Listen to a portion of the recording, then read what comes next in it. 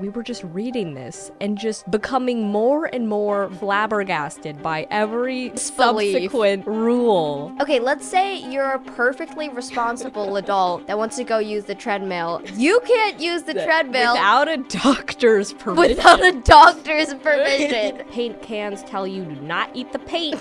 Because what if somebody sees that, they're like, oh, this looks tasty. If I followed all the do not let children near this product rules, I wouldn't be able to do my own laundry. There's a point at which these regulations and this sensitivity becomes absurd, and we've reached that point. Yeah. So we were staying at a hotel with our cousin Lily, and we were just going around exploring the hotel, and we found a gym, and we thought, this might just be cool. Check out the gym, Have a little fun. Yeah. There's nothing really else interesting there. Yeah, and so we found this lovely gym sign to help hotel guests to exercise properly, be aware of the risks. You don't want anybody to hurt themselves. And so here's what it says. Use equipment at your own risk. No one under 18 may use the equipment. So we were already breaking that rule. Yeah. Exercise room is not supervised. Do not exercise alone. Management is not responsible for injuries. Follow all directions for use of equipment. Improper use can result in injury. Consult a physician before exercising, and do not use the equipment without a doctor's permission. Do not over-exercise. Discontinue use at first sign of stress. Okay, let's just take that last rule for a second. If everyone followed that in terms of exercise, no one would exercise, and we would probably all die before 50. The whole point of exercise is you are stressing your body so that it can become stronger. You know how muscles grow? It's the micro tears in the muscle heal over. Yeah. And then you have a stronger muscle. And it's just, there's so many things about these rules that are ridiculous that we were just reading this and just becoming more and more flabbergasted by every just disbelief subsequent rule of this fitness center. Yeah. I don't know if it's really about fitness. I think it's more about let's, make sure you just stand in the room with somebody else. You can't be there alone. Yeah. And just stand there. Okay, let's say you're a perfectly responsible adult that wants to go use the treadmill. You can't use the treadmill without a doctor's permission. And you can't use the treadmill without someone else being there to supervise you. Yeah. Yeah. So are we the only ones that see something wrong with this? I mean, I really hope not, but I do think that this just reminded us of a lot of what we've been talking about on this podcast already, which is that, we've become, the culture has just become more and more sensitive, and we keep having to add more and more, rules and regulations and guidance, and, our paint cans tell you do not eat the paint, because what if somebody sees that, they're like, oh, this looks tasty, you gotta say, don't eat the paint, Because some people won't understand that, apparently. Yeah, and I think it's just something where, of course, it came from good intentions. Like, there's a reason why America has, is a place where everybody around the world wants to come. It is the safest place in terms of, when I was in India for a month, like, nobody is really abiding by the traffic rules. Like, it's funny, we saw this stand-up comedian Fluffy, he did like a stand-up on Fluffy. India, and how there's like 4 lines across but like 6 cars and like 4 motorcycles and 2 cows all waiting at the at the street light, and it's like nobody's really abiding by these rules because there's not as much people there to enforce it. In India, you'll see 6 lanes, but guess what? You'll see 12 cars across. Yes, they have lines, but they're basically there to let you know more or less the direction you might want to go in. You see everything. Cars, trucks, vans, motorcycles, pedestrians, cows, children, all waiting for the light. And that means, when I talk to my grandmother from China, she'll talk about how, the food in America is healthier just because there's regulations for safety. And that's just harder to find in other countries, and you just have to be more careful. So there's food regulations.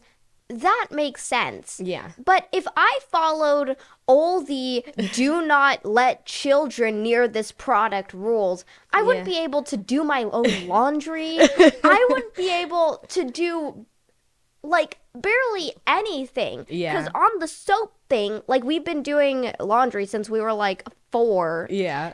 And yet on the soap bubble thing, Yeah. it says, oh, keep out of reach of children. Yeah. And then it's like, okay, so I just have to like get my And mom. now you have college students who go home to give their mom their laundry to do, Yeah. because they don't know how to do it themselves. And it's there's a point at which these regulations and this sensitivity becomes absurd. And we've reached that point. Yep. As should As be demonstrated. obvious. Yeah. And so I think that when it comes to understanding why this is the case, it's something that really just stems from the environment in which we evolved in and how that's changed to the one we're in now, which is that parents always wanted to protect their children. That's just a very natural thing, and there's nothing wrong with that. Yeah. The problem is that before there was all these risks that you actually had to be very cognizant of. And you couldn't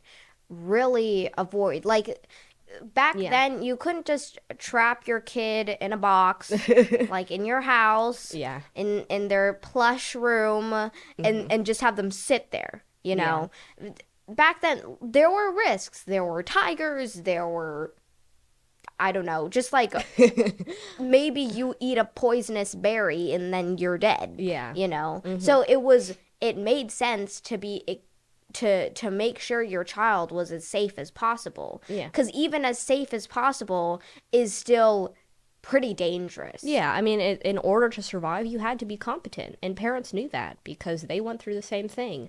And it was something in which, like, also parents had way more children than we do now. And, like, for example, Benjamin Franklin, I think, had like 13 siblings. One of them died because they just fell in a pot of water and just drowned, because it's like you're trying to look over all these kids, and that's really difficult. And so it was something in which you kind of had to say, if I want my children to have the highest likelihood of surviving, they need to learn, and become competent adults and mature enough to look after themselves. And so the objective was to get them to that point as quickly as possible. But now survival of the fittest. That's what happened. And it's like, now you have parents who maybe they only have one child.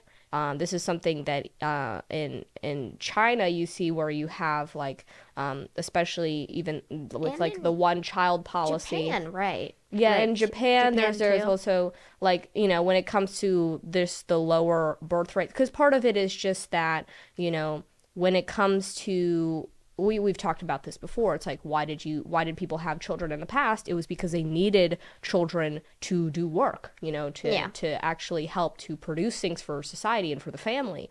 And now it's like, why do you have children? It's kind of for recreation purposes, almost. Like, and they're so cute. Yeah, and then people are talking, oh, children, they're like too expensive. We just rather get a dog. It's like, okay, this is a very different sort of environment. Right? Yeah, and so because of that, like, you have like 4 grandparents and 2 parents taking care of this one child. Yeah. And they're just being insulated from any risks, from any harm. Oftentimes spoiled, too. Yeah, given everything that they could ever want and more.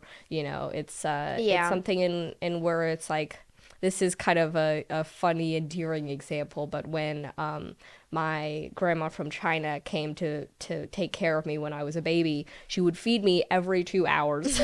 And I was a humongous baby because of that. I was in the 99th percentile for weight. Well, when she was there. Yeah, when she was there. Then when she went back to China, I just dropped to the 50th percentile because just like every hour more porridge. I didn't need that much food, but she grew up during the Cultural Revolution, where everyone was starving. I asked her, like, what did you you do for fun during your childhood? And she was like, eating until fullness. And that When we could. Yeah, and so she with that mindset, you know, she's like, every 2 hours, this baby is getting more food. You know? If you have food, you eat the food. Yeah. You give the food to the baby. Yeah, and so that's just something where it is very important to recognize that we were evolved in a environment of scarcity, and now that's not the case. And Jonathan Haidt has talked about this with the coddling of the American mind, and many people have addressed this in terms of talking about, like, why has this happened in our culture?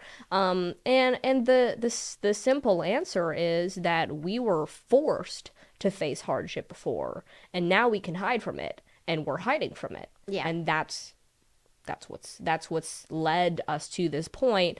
And I think where apparently you need a doctor's permission to walk on a treadmill. Yeah, I mean, there's actually this this Chinese, I don't know if it's like a story that they tell to, like, they have all these like stories that are like have a moral and a lesson to them. I forget what that they're called. That like everyone knows. Yeah, and one of them is this mother who is taking care of her son, and she doesn't want her son to face any hardship.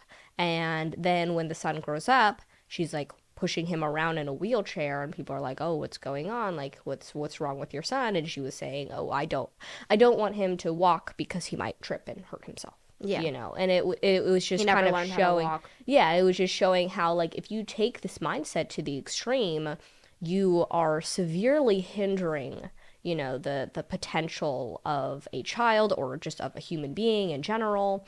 And I think that the main way that we can actually combat this is by understanding what this actually is and recognizing that it's not something that's wrong with us. It's something that's kind of wrong with the environment, in the sense that it's so unnatural and foreign to everything that's baked into our instincts and intuition about what to do.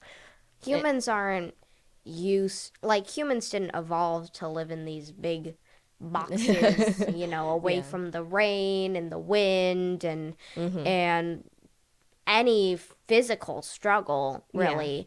I mean, now you've got to force yourself to go to the gym if you want to stay fit. You're taking the elevator to the gym, you're driving to the gym. Yeah. So ironic how we're stuck in this position.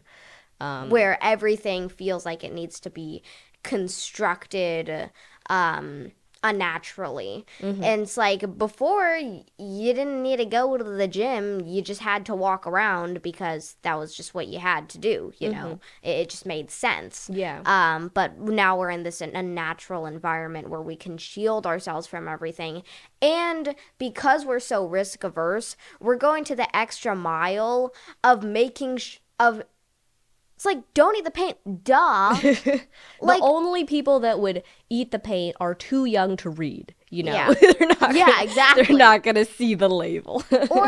or like through the process of evolution, before, the people who decided to eat the paint, like, or just like not be careful, just died off. And I'm not saying that's a good thing. Like, we don't want that, but that's part of the problem, is like, if there's no natural incentive to force people to be there's no natural competent filter. and strong and being resilient and willing to face these challenges. Like, of course, the natural thing to do, if we can hide from struggle, we're going to hide from it. And that was something that was really interesting about our house fire, is that, you know, we had a house fire like 2.5 years ago, and afterwards we were thinking, like, we really needed this shock in our lives. It got us completely out of our old environment. It had us basically start from a blank page of, like, what do we want with our lives? And it was something that was actually really mentally healthy. Which was crazy, you know, but we were realizing, like, this was something that, you know, was something that was kind of similar to our natural environment, in the sense that you had those shocks and you had to adapt, and it helped you to get out of a mental rut and a stagnant paradigm that just makes you feel stuck. And that's something that we were kind of thinking about. Okay, like, now that we understand this, how can we intentionally create those shocks, because of course you don't want to like light your house on fire just to have an adventure and like rethink your life, you know. It's like, and also you don't want to necessarily have to like, you know, like redecorate your house or like spend money to like go on some vacation and necessarily do that either. I mean, like that's one way of doing it, is changing your environment, but there's plenty of other ways to try to do that. There are also ways to change your environment and have an adventure that doesn't involve spending money. Like with this is really small and it doesn't necessarily help with the risk aversion, but it does help with just having a fresh new mindset. Like every couple of months or so, I just rearrange the furniture in my room because why not? Paint the wall a different color. Something quick and easy that just changes the environment, and can make you feel less stuck. This can also apply to getting a different job if you feel like you've had the job for so long, and like don't take my word for it, because everyone has a different situation. But based on that situation, finding ways where you can implement that adventure, and maybe doing some self-reflection, like have I been feeling stuck lately? Have I been forgetting my days because every single one is the exact same? You know, really trying to intentionally rethink that is important. Yeah, and I do think that this relates to kind of the curiosity and like the zest for life that we've seen basically die in, especially these modernized, you know, such predictable, clean, regulated, safe environments, which we have, especially in these like big cities in the US and where it's like the richest parts of the world, where you don't run into anything unpredictable in your life ever. And because of that, you think you know everything, because you never encounter anything new to kind of confront you with, like, the world is bigger than this bubble that you're living in. Yeah. And that's something that we've noticed because we live in one of these areas where it's like, you know, top school district. This is where like everybody here is you know, is living in these big box houses. The environment is so manufactured. Yeah, it's something where, you know, it's like when we visited some of our, you know, students and people in India, it's like they had a little blanket hanging for the front door, and it's like little simple things where like you notice when it's windy out. Yeah. And that changes your environment. Yeah. Right? Like, that's such a simple, tiny thing, whereas now, like, living in our house... These days, you can just stay in the house, and you only go outside when it says on your phone that it's perfectly 72 degrees and not windy. Yeah. And so it's like, now you can just stay in the same environment. It's just the same every day. I am guilty of that. Yeah, I mean, like, we're subject to this, which is why we're so intentional about, like, thinking about these things and making sure we're not falling victim to it, because you know, we don't know when it's windy out, you know, unless we see the trees blowing around, you know, but we don't even have to open the window to find out. You know, this is not a natural environment. Not good. And I mean, that should be surprising, but it is, because we are just born into this. How are we supposed to know? You know, other than the fact that you know, as a family we talk about this a lot, and we're specifically trying to learn about what is different and artificial about this environment. And I think that's just so important. And I feel like when you look at this mental health issue, it's so obvious that, you know, it is happening to the people who are more wealthy and more able to isolate themselves into this artificial environment that looks nothing like how we evolved. And the people who are growing up in these small towns or developing countries, like, they're more mentally healthy. They're living in smaller houses with extended family. You know, they're going outside, they have friends outside. You know, and it's just their parents aren't overprotective. They can just go knock on their friend's door and talk to them. They can do their laundry. Instead of being like, hey, are you free at 3:20? Yeah, exactly. Like,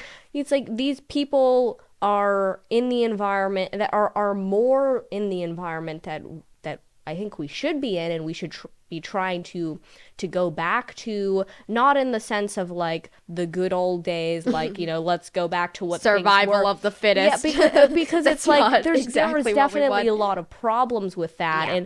and the kinds of, you know, there's definitely a lot of very bad things about the Yeah. historical environment. If you look at history, it's not like everything was just like nice and peachy and everything was great, and No, now it it's was like, awful no, because it's- people yeah. died. Yeah, and it's like, okay, like definitely we've made incredible progress, but now it's like, how can we continue to make progress from where we're at now, and trying to build in more of those natural mechanisms is definitely a huge part of that. And that's part of what we're thinking about with this opportunity of technology, which is that we're able to try to recreate these natural incentives using by structuring the technology that allows us to try to recreate that natural engagement, and that's a lot of what we're thinking about when it comes to our platform is what does that actually look like? Yeah. Because it's not going to look like what we'd had in the past, and it's certainly not going to look like what we have now.